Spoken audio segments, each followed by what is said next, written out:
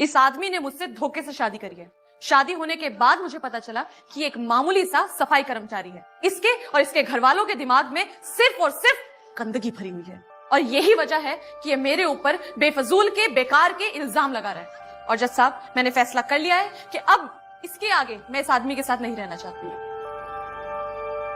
तुम्हें अपनी सफाई में कुछ कहना है?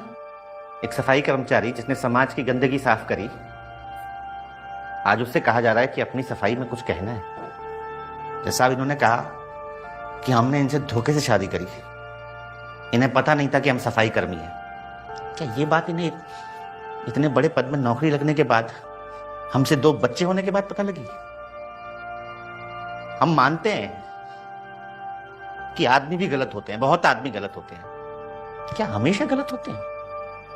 हम ये भी मानते हैं कि औरत को ही आदमी की तरह जीने का अधिकार है, आजादी का अधिकार है। और शादी के इतने साल बाद कि अक्सर लड़की की शादी के बाद ससुराल में उसको बेटी नहीं बहू समझा जाता है। बहू जिसका काम होता है चूल्हा चौका करना, सास ससुर की देखभाल करना, पति की देखभाल करना, बच्चों की देखभाल करना। हमने उससे कहीं आगे आकर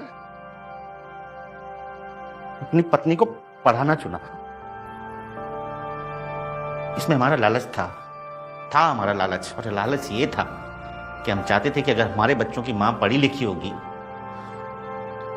तो हमारे बच्चों का भविष्य और उज्जवल होगा। हमारे साथ समाज में कंधे से कंधा मिलाकर चलेगी। और हम भूल गए साहब कि एक बड़ा अधिकारी सफाई कर्मी के साथ कंधे से कंधा मिलाकर नहीं चलता। ये भूल गई कि इनकी आगे की पढ़ाई का पैसा वही सफाई कर्मचारी के पैसों से आया था। वो फीस उसी तनख्वाह में से भरी गई थी। उस पैसे में गंदगी नहीं थी जैसा, इनके दिल में मैल था। और हम पूरा शहर साफ करते रहे मगर इनके दिल का मैल साफ नहीं कर पाए।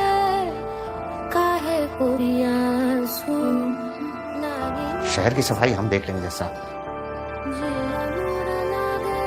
दिलों के इस मैल की सफाई आपको करनी है।